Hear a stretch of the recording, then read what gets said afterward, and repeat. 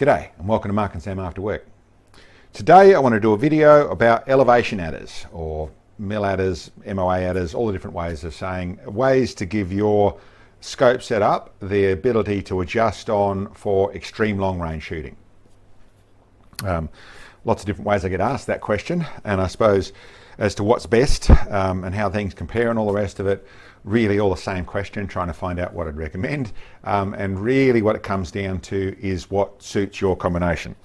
Of course, keep in mind, I know I'd start with the king of this table, the one that goes the furthest, the one that can do the most, is the Charlie Chirac, which sits here. That, and there's a combination which I don't have of the Delta, which is the one for which you'll see on the ultra long range shot in the way of almost going to artillery angles with your rifle and on the shots you're doing. That's it there. For most of us, but if you come back to what you're really using, that's the big one. So if you want the biggest one, that's where you go. If you're really after the one that suits you the most, then it really comes down to you working out what you're really doing. So the things you need to keep in mind with that is the rifles that you do shoot, are shooting, going to shoot, that sort of stuff, that matters. The distances you really can get to, the distance you can really shoot, and the elevation they're at, not the shot elevation, the altitude. The different air pressure changes things. What I'm actually saying is you've got to do some maths on what elevation you actually need, and that's where you'll find your answer. Now, let's say, well, that's pretty much I've thought about, that's how I'll go through this video.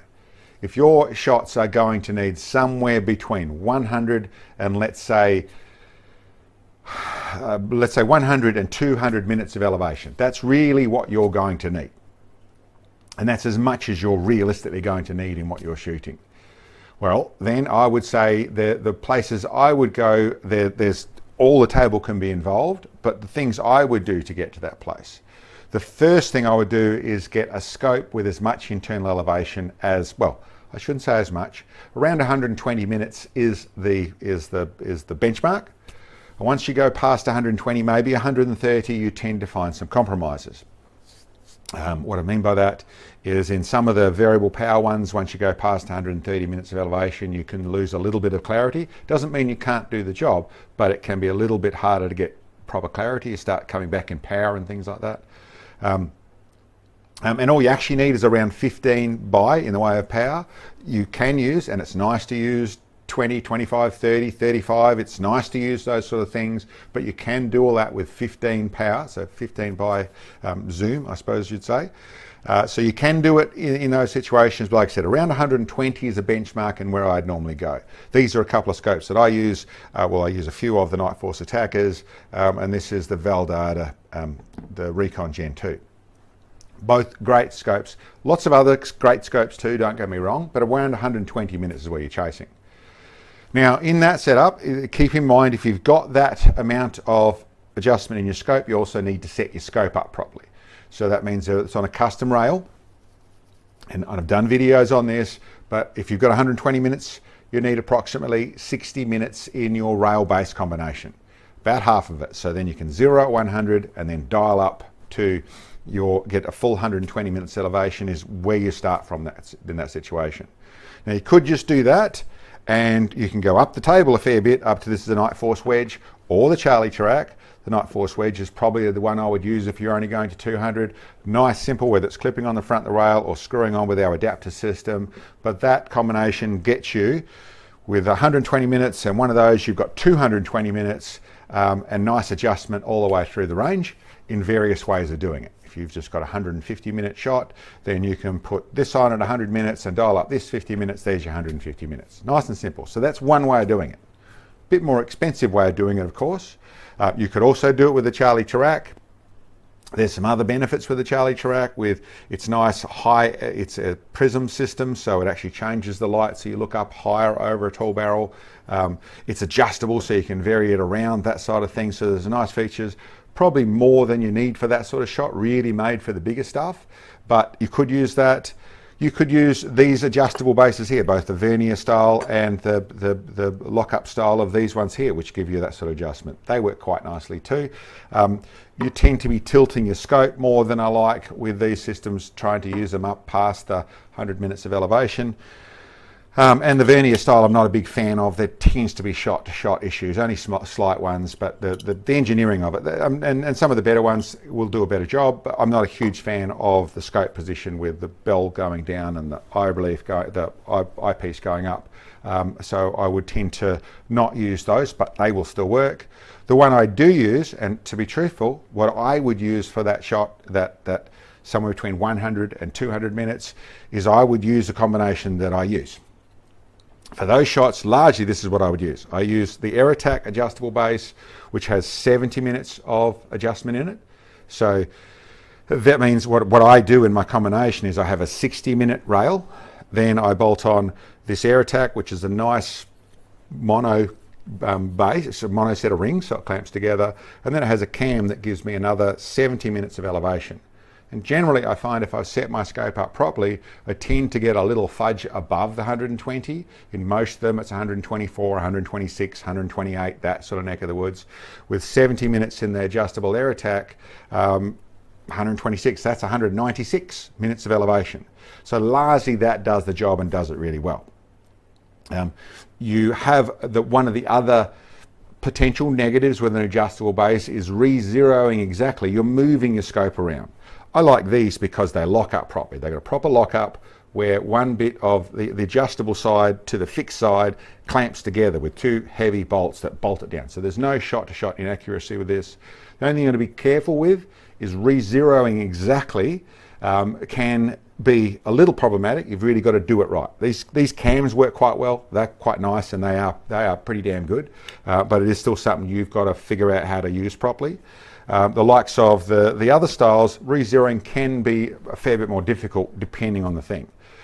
The reason I like these, the Air Attack, is it gives me, it's only 70 minutes, so I'm not moving the scope too far in the way of canting it for. It's about the acceptable maximum I like to go to. But the other feature is I use these because I run over lots of rifles. I can then get my, as I said, to set up 120 minute scope properly, I need approximately, well I need roughly half of that in the base setup. So if I'm plonking one of my scopes onto a rail that's just zero, like I've got a really nice action with a zero rail on it, I can then dial up this 60 and I've got my scope in that functioning form. I don't get any more, well in that case I'd get another 10 minutes, but I don't get any more than that, but I still have my 100 yard zero and it's able to use full internal elevation on this scope. So that would be a good combination in that sort of format. Then I would use this and I would use the Night Force wedge to go on the front. That does the job really nicely. That's all locked up. I zero it properly at 100 yards. I can dial up properly there. And then I've got with this wax on and we go to the 200 minutes elevation. So that's, I think, a nutshell of where I would go for that amount of elevation. Okay, let's say we're now looking at a 150 to 200 minutes of to 250 minutes of elevation.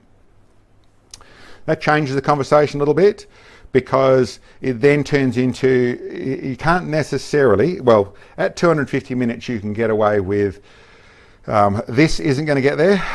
One of these will, one of the adjustable bases will, but I tend to find in that combination you're tilting your scope over too far. So really it moves into that sort of elevation is a choice between the wedge and the Charlie Tarak.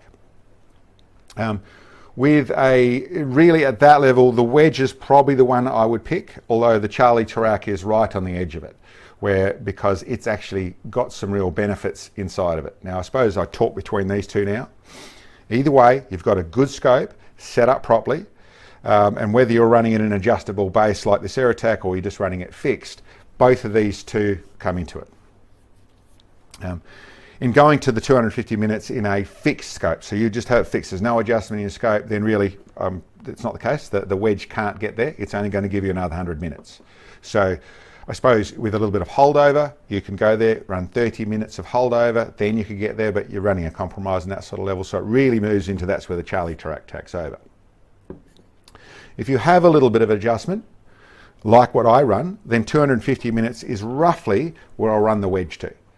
That's where it works nicely too. You know, that's really, and you might get a little bit further, but at that point you start to, depends on your barrel length, depends on your muzzle brake size, depends on your scope height as to whether you can go past the 250 minutes with this sort of combination. But yes, I can. If I have this set up to where I've got this scope, it can be adjusted to the, like I said, 190. Let's go with 120 minutes and 70 minutes, so 190 minutes of elevation. In theory, I can put this on the front, and that's 290 minutes of elevation. So in that case, this is the 100. There's a 51 as well, but this is the 100-minute wedge. The reason I say in theory is it depends. If you've got a long barrel, decent sized muzzle brake, you'll find that it won't get there. You'll start looking through the barrel, so it can't get there.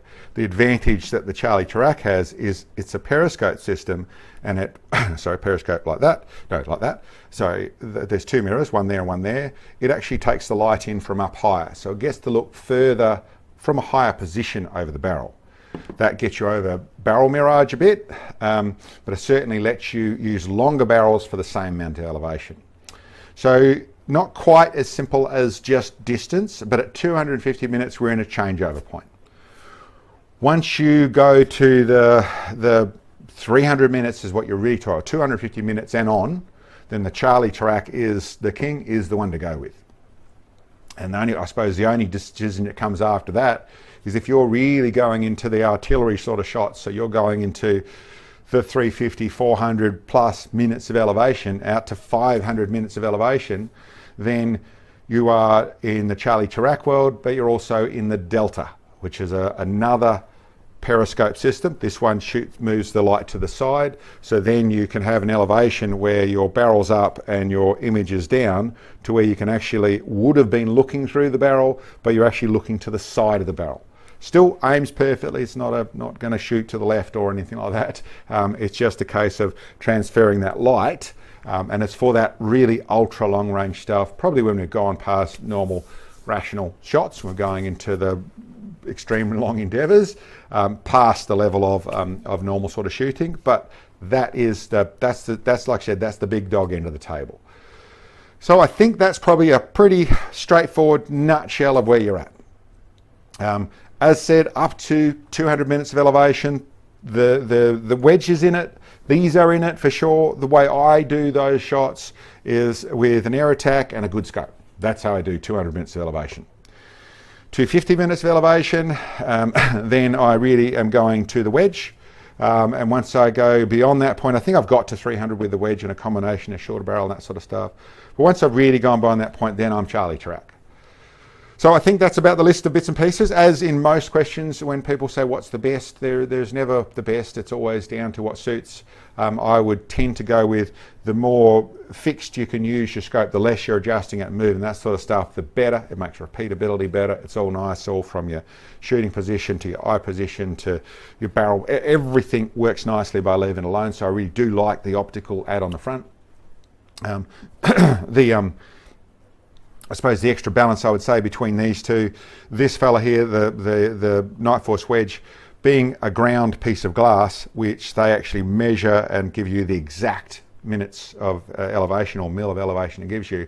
I really like that combination in the fashion of it is just what it is. It's a nice, small, not too heavy unit. Whether you're clipping it on or screwing it on the front, works really well for that side of things. But it is low.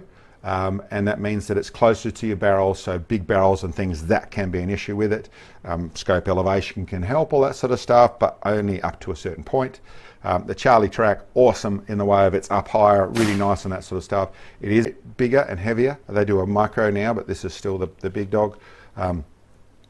It does, the adjustment side of things is not quite so easy to be extremely precise. The point, half an MOA sort of accuracy. You can set them up pretty damn accurate, but it is the extreme accuracy side of adjusting and getting them dialed up isn't quite so easy.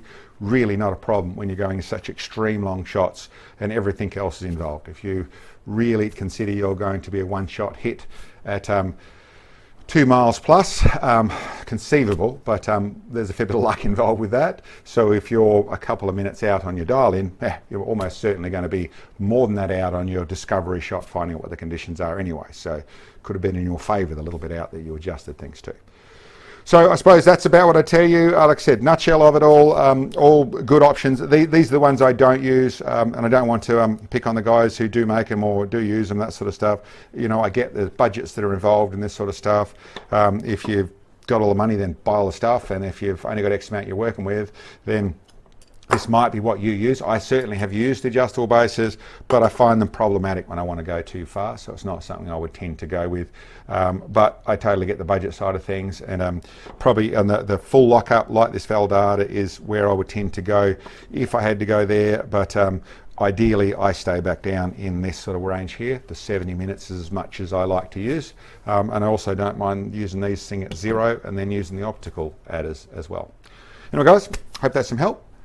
Thanks for checking in. I'll catch you next time.